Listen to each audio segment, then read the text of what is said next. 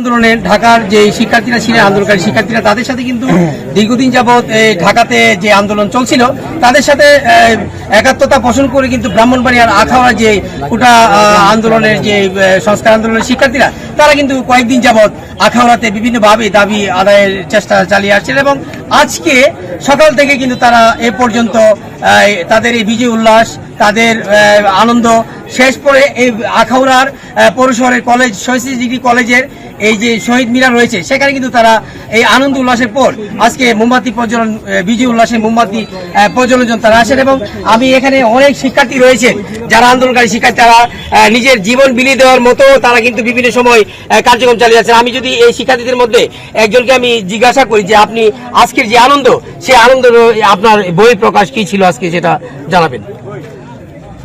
আমাদের অনেক দিনের দাবি ছিল যে কোটা সংস্কার করবে, কিন্তু কোটা সংস্কারের বিনিময়ে আমাদের ভাইদের যে রক্ত ঝরলো ফলে আমরা এখন একটাই দাবি নিয়েছিলাম যে এই সরকার পদত্যাগ করবে। এখন এই সরকারের পদত্যাগের ফলে আমরা সবাই স্বাধীন হয়েছি। আমরা আসলে স্বাধীনই ছিলাম না, আমরা কথাই বলতে পারতাম না, কথা বলতে গেলে আমাদের ভয় পেতে হতো। এই সরকারের পদত্যাগের ফলে এখন আমরা স্বাধীন হয়েছি, আমরা এখন সবাই খুশি।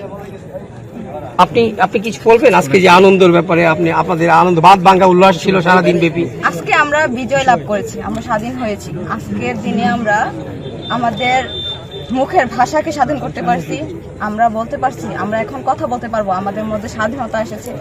আমরা বলবো যে আজকের দিনটা আমাদের ভাই যারা শহীদ হয়েছে তাদের জন্যই হয়েছে। আমাদের মতো আমাদের ভাইয়েরাও ঢাকাতে অনেক জুলাই মাস থেকে আন্দোলন করে আসছে। জুলাই মাসে আন্দোলনে অনেক ভাইয়েরা শহীদ হয়েছে, অনেক বোনের শহীদ হয়েছে, তাদের বিনিময়ে আজকে আমাদের স্বাধীনতা। আমরা তাদের শহীদ স্মরণে আমরা আজকে মোমবাতি জ্বালিয়ে তাদের স্মৃতি শ্রদ্ধা করতে যাইতেছি। আর শহীদ মিনারে আপনার ভাই যারা এই আন্দোলনে শরীক হয়ে যারা নিহত এবং আহত হয়েছেন আজকে বিজয় উল্লাসে আপনারা এই শহীদদের প্রতি আত্মার মাগফিরাত কামনার জন্য আপনি আসছেন, আপনার চাওয়াটা কি?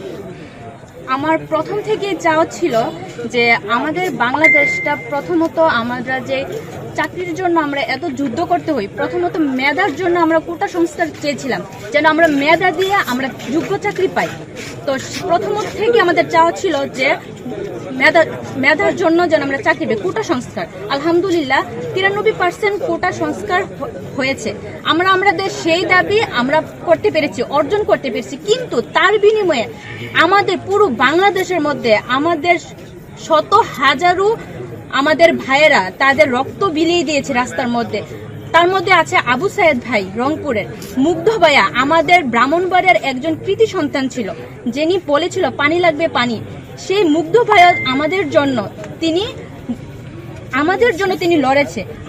তারপর থেকে যখন আমি দেখলাম আমাদের এক এক ভাইয়ের পরে এক এক ভাই এবং এক এক বোনের পরে এক এক বোন তাদের রক্ত দিতেছে, তখন থেকে আমার অন্যরকম চিন্তা ভাবনা হয়ে গেল। আমার মনের বহিঃপ্রকাশ থেকে তখন থেকে আমার চিন্তা ভাবনা হয়ে গেল যে না, আমাদের দেশটাকে স্বৈরাচার মুক্ত করতে হবে। আমরা স্বৈরাচার মুক্ত একটা দেশ চেয়েছিলাম, তার জন্য আমরা এক দফা এক দাবিতে নেমেছিলাম যে না, আমরা এই দেশটাকে স্বৈরাচার মুক্ত করতে পারি এবং আমরা যেন আমাদের দাবিটাকে মেনে নিয়ে শেখ হাসিনা পদত্যাগ করে। আলহামদুলিল্লাহ তিনি আজকে পদত্যাগ করেছে এবং সে আজকে দেশ থেকে পালিয়ে গেছে। আমরা তাতে অনেক অনেক বেশি খুশি, কিন্তু একটাই দুঃখের বিষয়, আমাদের যে ভাইয়েরা বোনেরা চলে গিয়েছিল তাদেরকে আমরা কখনো ফিরে পাবো না। তাদের শহীদ স্মরণে, তাদের স্মৃতিচারণে আজকে আমরা আখাউড়া শহীদ স্মৃতি ডিগ্রি কলেজে শহীদ মিনারে এই মোমবাতি প্রজ্বলন করলাম এবং তাদেরকে সম্মান প্রদর্শন করলাম। আরেকটা কথা, আমি একজন আইনের শিক্ষার্থী হয়ে আমি এইটাই আমার দাবি, আমার আসিফ স্যারের মতো আরো যে শিক্ষকরা এবং আমার আরো ভাইরা যারা এখনো পর্যন্ত কারাগারে আছে তাদেরকে যেন খুবই দ্রুত কারাগার থেকে মুক্ত করে এবং আমাদের কলেজ ভার্সিটি স্কুল থেকে শুরু করে সবকিছু যেন খুবই তাড়াতাড়ি আমাদের শিক্ষাক্রম চালু করে। আর আমি শেষে একটাই কথা বলবো, এই যমুনা টিভিকে আমরা যদি ধন্যবাদ না জানাই তাহলে নাওই হবে, কেননা এই যমুনা টিভি সেই কোটা সংস্কার থেকে এখনো পর্যন্ত আজ এক দফা এক দাবি পর্যন্ত এই যমুনা টিভি আমাদের সাধারণ শিক্ষার্থীর পাশে ছিল, আছে, থাকবে এই বিশ্বাস করি এবং আমরা যমুনা টিভির সাথে সব সময় থাকবো ইনশাল্লাহ। তো আমি সবকিছু ধন্যবাদ। এখন আমি একজন শিক্ষার্থী, যারা আপনি আজকে বিজয় উল্লাস করেছেন, কিন্তু যারা আহত নিহত হয়েছে এবং যারা কারাগারে রয়েছে তাদের বিষয়ে আপনাদের এখন আজকে শহীদ মিনার আসছেন, তাদের বিষয়ে কি বলবেন? বা তাদের পরিবারে যারা যারা শোকাবহ তাদের বিষয়ে আপনাদের চাওয়া কি? আজকে যে সংগ্রামের এতদিন যাবত যে সংগ্রাম হয়েছে, আজকে তার অবসান ঘটেছে। আমরা যে সাধারণ শিক্ষার্থীরা আমাদের দাবি তুলেছি যে আমরা মেধা বাংলাদেশ চাই। বাংলাদেশ সরকার 93% মেধা দিয়েছে, আর বাকি 3% দিয়েছে সাধারণ জনগণের মধ্যে। আজকে যে মেধা করতে গিয়ে যে আন্দোলন করতে হয়েছে, আন্দোলন করতে গিয়ে আমাদের মতন আমাদের পরিবারের অনেক সাধারণ ভাই বোনেরা রক্ত দিয়েছে। আমাদের ব্রাহ্মণবাড়িয়ার কিছু সন্তানও আমাদের জন্য রক্ত দিয়েছে। আজকে যে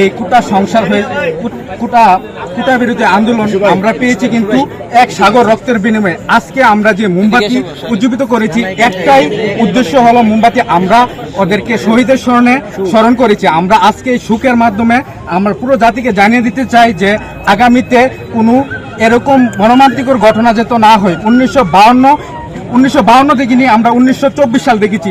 এমন 24 সাল যেন আমাদের মাঝে আর না আসে।